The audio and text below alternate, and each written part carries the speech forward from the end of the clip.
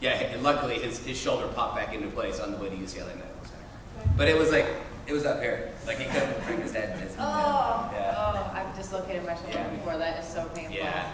So, you know, because he was, because you get, as a stuntman, when you do a stunt, you also get residuals from that TV show. So it's not just to pay for the stunt. You know. So he was, I mean, he's still getting paid. So, you know, whatever puts food in the table. I have a quick question. I don't want to dominate the microphone, but you know, now with things like, I don't want to mention or the Twilight or True Blood, things like that. I mean, vampires are obviously, you know, more popular than ever. Just seems a right time for, if not a reunion of Buffy, but some kind of spin-off. I mean, what do you guys think about this whole vampire obsession that's out there now? I haven't seen it. Well, I saw the first Twilight, but I haven't really seen any of them. It is kind of interesting, you know. I mean, the Vampire Diaries, and I mean, even to an extent, what was the one with Alyssa Milano?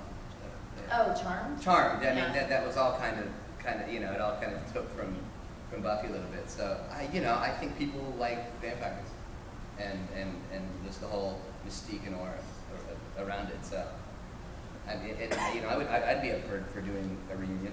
I think it'd be a lot of fun, especially to say Joss's words. You know, he's a good writer. I mean, it's interesting in Hollywood how things work like this. Something becomes popular, and then there's, you know, a bunch of, you know, different spin-offs or series or, you know, projects around that subject matter, and then it completely goes away for a while. And I think when Joss created Buffy, it was a new type, you know, nobody was really doing vampires, if you will, but now it's very popular, and I'm sure it'll fade in the next couple of years, and then maybe Joss will reintroduce something, you know. The Blob.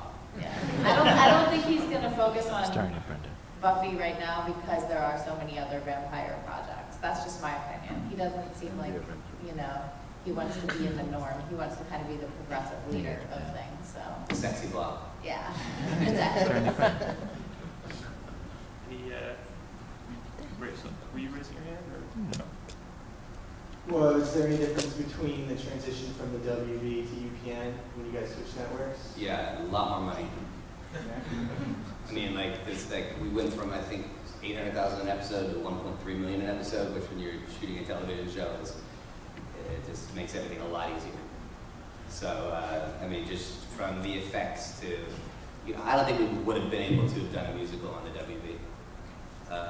But yeah, it really makes a big difference when, you know, but there's still, you know, obviously, you know, it's like, because the show did really well for everybody, so it's still funny just to see the inner workings of it, because, you know, our line producer, he's the guy who kind of takes care of all the financing, his name is Gareth. You know, we know that the show just got a $500,000 raise every episode, and he's still just screaming, you know, doing his job, and we can't afford this. It's like, what are you talking about? You're crazy. It's in the trades. We can, you know, so we have proof. And so yeah, that was, and they gave us all really nice Cartier watches and a bottle of champagne. You know, again, the WB at that time wouldn't have done that. You know, it was nice to feel wanted. You know, so it was money, but in a good way, because it gave us more freedom to do a good show. Do you ever wish that Xander's character had changed size and become evil as opposed to pretty much staying good the whole time? No, I don't, you know, I like playing kind of like the schlub, you know, I like doing the comedy stuff, you know, I like being like the guy, like the nerdy guy next door. You know, like, you know, on Criminal Minds, I play a nerdy geek guy, and I just have so much fun. It's funny because when I see it, I was talking to somebody, I think a fan that noticed me yesterday, and they're like, "You're not the guy from Criminal Minds." I'm like, "Yeah," and I put on my glasses and I said, "Oh my God, you're the guy from Criminal Minds." Because those are my glasses that I wear on the show. So I was fine doing the vampire thing once, and there've been I'm on like a string of playing bad guys right now. I did like the last episode of Without a Trace, and I played the bad guy, and I'm doing this thing on Private Practice, and then I did a Lifetime movie where I played a killer. So it's kind of fun to do it, but with a smile on your face. like not go crazy in that church in my stall, you know what I mean? Just kind of, just be, like, it's nice to be a villain and have people, like, not want to hate you. Like, they'll want to like you, but then you're doing so many shitty things, it's like, you probably shouldn't like this guy. So, but I love playing the guy next door. I came in a few minutes late, so I might have missed this, but I was just wondering what your feelings are on the eye patch. On what? On the eye patch in season 7. I can't believe I'm getting asked this question again. You know, the eye patch wasn't bad. It was when I had to wear that big white thing. That was a problem because I couldn't take it off and on. And I just, see, I had no depth perception, so I was always running into furniture and stuff. With the eye patch, at least in between takes, I can just flip it up. But yeah, no, and I've told the story before, but they didn't tell me that I was losing an eye. I read it in the script, and I'm like, you know, and I had to read it again. I'm like, what? You know? That's weird. But apparently, from what I understand, I think Joss wanted to kill Xander in the last fight, and the writer said, the fans probably wouldn't like that, so. So they said, all right, you're going to lose an eye. An eye for an eye. Do you think it hampered the character? No, I mean, yes. I mean, obviously, completely, you know, it's a traumatic thing, you know, especially after 7 years, you know, it was hard. And I'm happy it was only for 4 episodes, you know, because the Xander that I remember had both of his eyes. Do either of you... I mean, all 3 of his eyes, but you know. Do either of you watch any other of Joss's shows like Firefly or Dollhouse or Angel even? And if so, what are your thoughts on it? I watched a couple episodes of Dollhouse to support, you know, my friends that were on it, and I thought it was a good concept, and I liked it. I think it could use a little more money. But yeah, I mean, I like Joss's work as well, you know, not just an actor who's in one of the shows. I really think he's talented, and obviously, you know, I love his writing, so I try to check out his stuff whenever I can. The last TV show I watched from beginning to end was Buffy the Vampire Slayer. I do not watch any TV, and if I do, it's Home and Garden Channel. Shut up. I was watching that last night. I mean, I know, House Hunters? Yes, International House Hunters. They were in Greece. Yes. Yeah, they got a great place. That is exactly the channel I was watching. Did you see, and the woman, she's like, with those like cicadas? Yes. She's like, what are those? Yeah, what are those? I'm not really a fan of the bugs. Yeah. Claire, some of my favorite scenes with you were with James Marsters and his Spike character. Just wondering your feelings on working with him, and also, did you have another actor or actress that you felt you had the most chemistry with on the show?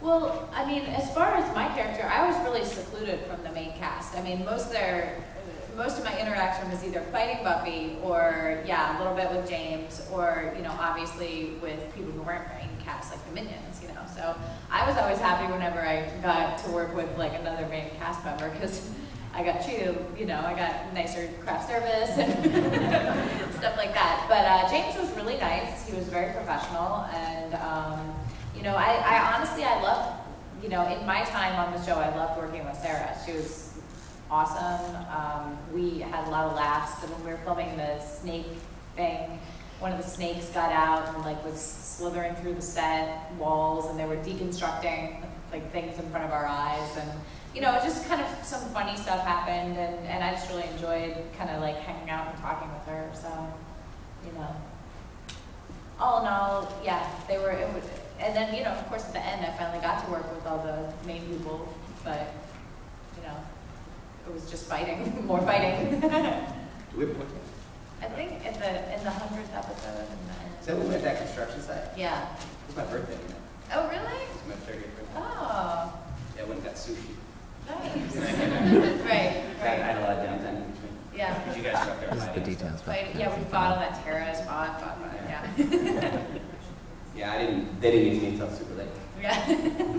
Like 3 in the morning by the time. Yeah, no, we did do that forever. I was trusting, I was cursing you, right? Yeah, I know. I'm Get it sorry. right. Yeah, no, I was in the big cat thing. Yeah. Yeah, that's right. Yeah. Okay, And that's all coming back to me. Didn't you do the wrecking ball? Uh-huh. Yeah. Yep. and- Yep. Yeah. Okay. All right, this question is for both of you. What were your best and worst experiences on set? Well, my worst experience was when my dress ripped and fell down to my waist, and I didn't have a bra on because the wardrobe didn't have me in anything. And they're like, "We're gonna erase the tape. Don't worry about it." I'm like, oh, great. Which is funny because I'm sure like if there's something like behind the scenes. Oh yeah, they're all like, and they get that question here, that'd be their best experience. Right. There's a time where Clare Kramer was. Yeah. So that was definitely kind of an awkward experience for me on the show.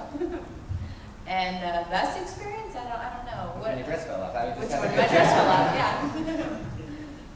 I think just doing the show is a great experience. Yeah. I mean, along the same lines, I think it was the hack, and I was just I think I was just out of underwear that day, and Sarah and Allison pantsed me, and then when we were doing the dodgeball scene.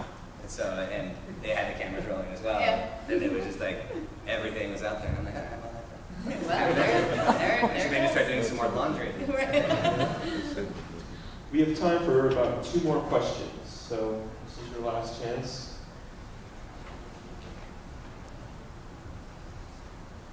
Hi, thanks for being here.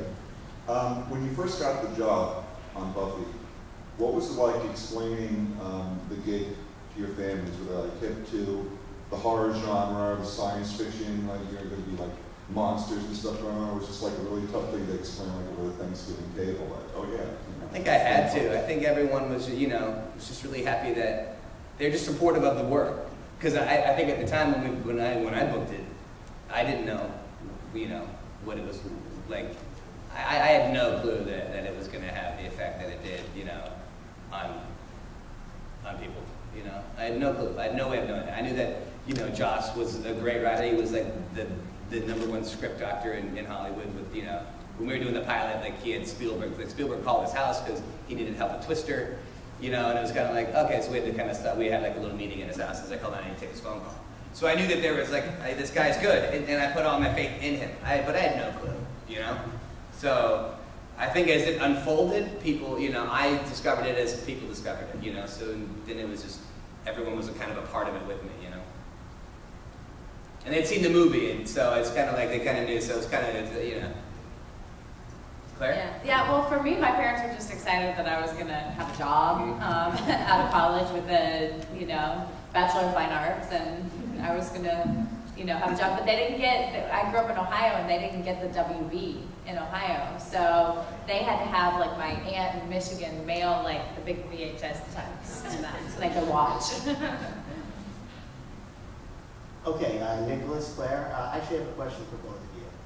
Can I have a hug? Can you? Sure you can. I'll give you a hug. Hugs are free. Can I get a hug? Come over here. Come here. Hey, big guy.